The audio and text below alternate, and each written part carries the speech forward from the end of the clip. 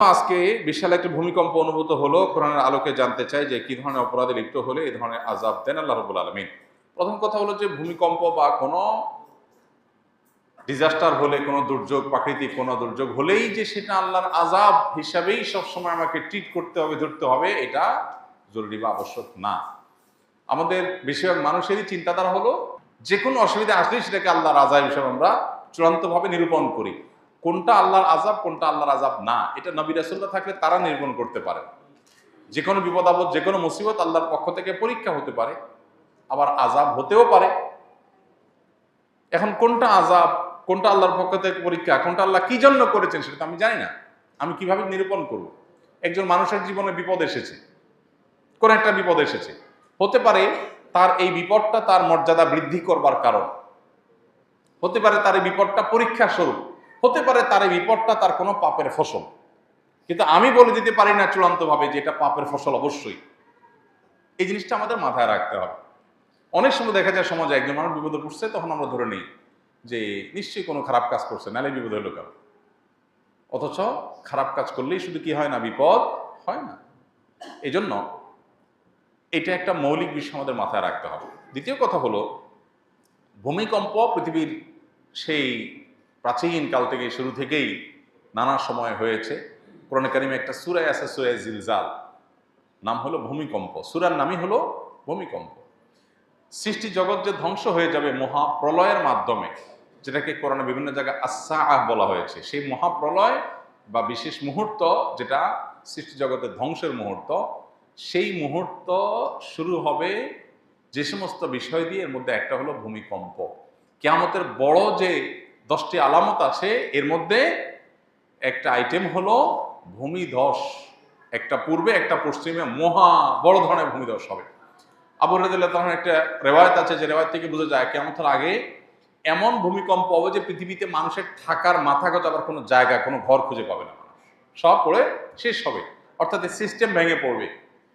তো ভূমিকম্পের বিভিন্ন রূপ আছে, তবে কিয়ামতের কাছাকাছি সময়ে হাদিসে আসছে ওয়াতাকফিরুজ জিলজাল, ভূমিকম্পের পরিমাণ কিয়ামতের কাছাকাছি আসলে পরিমাণে বাড়বে, মাত্রা বাড়বে। এর বৈজ্ঞানিক বিভিন্ন ব্যাখ্যা আছে, কেন হয়, কি জন্য হয়। এই ব্যাখ্যারও গোড়ার ব্যাখ্যা বা এই ব্যাখ্যারও পেছনের কথা হলো যে আল্লাহ রাব্বুল আলামিনের ফায়সালা এটি হবে। যেমন এই যে অনেক বেশি ভূমিকম্পের পরিমাণ বেড়ে যাবে, এটা রাসূল সাল্লাল্লাহু আলাইহি ওয়াসাল্লাম বলেছেন ১৫০০ বছর আগে। তখন তো পৃথিবীতে এত ভূমিকম্প ছিল না। এখন আস্তে আস্তে দিন দিন যে বাড়ছে, ওনার কথা তো খাটছেই। এখন হয়তো অনেক বৈজ্ঞানিক গবেষণা, বৈজ্ঞানিক অনেক সূত্র আমরা আবিষ্কার করতেছি। হ্যাঁ, প্লেটের পরিবর্তনের কারণে, এটা সেটার কারণে আমরা বলতে পারছি যে ভূমিকম্প হচ্ছে। কিন্তু নবী সাল্লাল্লাহু আলাইহি ওয়াসাল্লাম যখন বলেছেন, তার কাছে কোনো বৈজ্ঞানিক গবেষণার কোনো ফলাফল ছিল না, কিন্তু সেটা খাটছে অক্ষরে অক্ষরে। তাহলে বোঝা গেল যে বৈজ্ঞানিক ব্যাখ্যা, গবেষণা থাকতে পারে, সেগুলো সত্য হোক, কোনো অসুবিধা নেই, সত্য হতে পারে, সত্য। এরপরও এর চেয়ে মহাসত্য হলো এটা আল্লাহর ফয়সালা, এটা আল্লাহর ফয়সালা, এবং সেজন্য হচ্ছে। বৈজ্ঞানিক যোগ বিয়োগ ব্যর্থ হয়ে যেতে পারে, ভুল প্রমাণ হয়ে যেতে পারে, আল্লাহর ফয়সালা ভুল হওয়ার কোনো সুযোগ নাই। এই জন্যই তো দেখা যায়, এই যে কোভিড-19 সময় আমরা দেখেছি অনেকে পরিপূর্ণ নিরাপদ জায়গায় ছিলেন, আবার কোভিডে আক্রান্ত হয়ে গেছে। আরেকজন সারাক্ষণ কোভিডের রোগীর কাছে ছিলেন, তার কিছুই হয় নাই। তাহলে বৈজ্ঞানিক যুক্তিতে একজন লোক সেফ ছিল, সে তো ভালো থাকার কথা, কিন্তু ভালো থাকে না, তাই না? এই জন্য আল্লাহ রাব্বুল আলামিন কি চাচ্ছেন সেটাই বড় জিনিস। আমরা বিভিন্ন কারণ আবিষ্কার করতে পারি, ডেফিনেটলি সে কারণ আবিষ্কার করব, সতর্ক থাকবো, বোঝার চেষ্টা করব, এগুলো কোনো সাথে কোন হাদিসের কন্ট্রাডিক্টরি নেই। কিন্তু বিশ্বাসের জায়গা হবে সেটাই যেটা আল্লাহ তাআলা ফয়সালা করে রেখেছেন। এই জন্য ভূমিকম্পের এই সমস্ত পরিস্থিতিগুলো আল্লাহ তাআলার আয়াত, আল্লাহর নিদর্শন সমূহ বলতে পারি। আল্লাহ তাআলা কোরআনে কারিমে বলেছেন যে আল্লাহ তাআলা যে নিদর্শন নাজিল করেন, সেই নিদর্শনটা মানুষকে সতর্ক করবার জন্য নাজিল করেন। অতএব আমাদেরকে সতর্ক হতে হবে, এবং এই সমস্ত ভূমিকম্প আমাদেরকে সতর্ক করে যে আমরা যে কোনো মুহূর্তে দুনিয়া থেকে চলে যেতে পারি। বিধায় আমাকে প্রস্তুত থাকতে হবে সবসময়, তওবা, ইস্তেগফার, আল্লাহর দিকে রুজু হওয়ার জন্য কোনো অপেক্ষা নয়। এখনই এই মুহূর্তে আমার তওবা করে ফেলতে হবে, হতে পারে এর পরের মুহূর্তে আমি আর সুযোগ পাবো না। দুনিয়াটা যে খুবই ক্ষণস্থায়ী, এটাকে আমরা যতটা পার্মানেন্ট মনে করি, যেভাবে এটার জন্য আমাদের প্রিপারেশন থাকে, তাতে মনে হচ্ছে অনন্তকাল থাকবো, সেটা যে ভুল। এটা আল্লাহ তাআলা এই সমস্ত ঘটনার মধ্য দিয়ে আমাদেরকে বারবার করে বার্তা দেন, স্মরণ করান। নবী রাসূলরা এসে যে কাজটি করাতেন, স্মরণ করাতেন সেটি। অতএব আল্লাহ তাআলা আমাদেরকে এগুলো থেকে শিক্ষা গ্রহণ করবার তৌফিক দান করুন। গুনাহ করলে অন্তরে দাগ পড়ে, কথাটি কতটুকু সত্য? যদি সত্যি পড়ে থাকে তাহলে কেন পড়ে এবং এই দাগ কাটানোর উপায় কি? উত্তর হলো, গুনাহ করার ফলে অন্তরে দাগ পড়ে এই মর্মে সম্পূর্ণ পরিষ্কার একটি বিশুদ্ধ হাদিস আছে। নবী সাল্লাল্লাহু আলাইহি ওয়াসাল্লাম বলেছেন, বান্দা যখন কোনো গুনাহ করে তার অন্তরে নোক্তাতুন সাউদা বা কালো একটি দাগ পড়ে। গুনাহ যদি বড় হয় দাগ হয়তো বড় হয়, গুনাহ ছোট হলে দাগটা ছোট হয়। তো এইভাবে অন্তরে যখন দাগ পড়ে, মানুষের অন্তরটা হলো আয়নার মতো। অন্তর দিয়ে মানুষ অনুধাবন করে, ভালো মন্দ পরখ করে, বুঝে।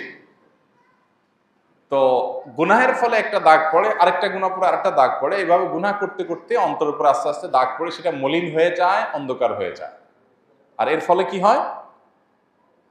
এই অন্তরে আর ভালো কিছু নিরূপণ করার শক্তি থাকে না। এই জন্য দেখবেন যারা পাপাচার করতে করতে করতে সব রকমের পাপ করে, নামাজ পড়ে না, গুনাহ করে, গান বাদ্য মাদক হারাম সব কিছুতে ডুবে থাকে, এই মানুষগুলো দেখবেন খুব সহজে সঠিক পথে ব্যাক করে না এবং তারা ভালো মন্দ বুঝতে পারে না। কারণ ওই যে একটা স্বচ্ছ আয়না, আমরা যখন চেহারা দেখি, চেহারার ভালো মন্দ দিকগুলো আয়না দেখা যায়, তখন আমরা ঠিক করি, ওইটা সংশোধন করি। কিন্তু যদি আয়নাটাই সব দাগে ভরা থাকে, তাহলে ওই আয়নাতে আমার সমস্যা ধরা পড়বে না। ঠিক একইভাবে গুনাহ করতে করতে মানুষের অন্তর যখন কালো হয়ে যায়, তখন সে অন্তর দিয়ে ভালো আর মন্দ পথ সে বের করতে পারে না। ওইটা ওই ময়লা আয়নার মতো, ভালো মন্দ বোঝা যায় না ওইটা দিয়া, তার অন্তর দিয়ে ভালো মন্দ বোঝা যায় না এবং তার অন্তরে মোহর পড়ে যাওয়ার মতো অবস্থা তৈরি হয়। এখন প্রশ্ন হলো, এই অন্তরের কালো দাগ দূর করবার উপায় কি? উত্তর হলো, এই অন্তরের কালো দাগ দূর করবার উপায় হলো তওবা।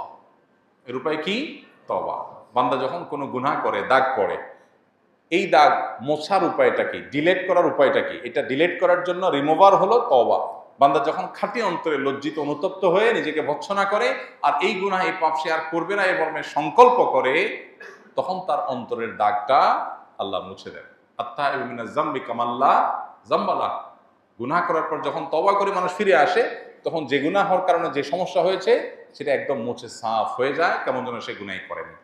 এই জন্য তওবাটা আমাদেরকে নিয়মিত করতে হবে এবং তওবা অব্যাহত রাখলে ইনশাআল্লাহ অন্তরটা পরিষ্কার হবে। আল্লাহ তাআলা কিয়ামতের ময়দানে জিজ্ঞাসা করবেন, অন্তরটাকে আমরা পরিচ্ছন্ন আনতে পারলাম কিনা। ইয়াউমা লা ইয়ানফা'ু মালুন ওয়ালা বানুন ইল্লা মান আতাল্লাহা বিকলবিন সালিম। আল্লাহর কাছে যে একটা ফ্রেশ অন্তর নিয়ে যেতে পারবে, সে কিয়ামতের দিন মুক্তি পাবে, আর না হলে মুক্তি পাবে না। এই জন্য অন্তরকে ফ্রেশ করার জন্য গুনাহ হলে সাথে সাথে তওবার রিমুভার দিয়ে মুছে ফেলতে হবে। অনবরত তওবা করে নতুন সংকল্প করে পরিবর্তিত হতে হবে। এই যে ভূমিকম্প গেল, একটা অ্যালার্মিং একটা বিষয়, একটা বার্তা। আমি এখনই শেষ হয়ে যেতে পারতাম, বাট আল্লাহ আমাকে সুযোগ দিয়েছেন, তাহলে আমি তওবা করি যে আল্লাহ আমি আর আপনার অবাধ্য হব না, নাফরমানি যাব না, হারামে যাব না। এই যে নতুন সংকল্প করলাম, সেটাকে টিকিয়ে রাখার জন্য সংগ্রাম করলাম, এটাই তওবা। এর মধ্য দিয়ে অন্তরে আগে যেগুলো হয়েছে সেটা পরিষ্কার হয়ে যাবে ইনশাআল্লাহ।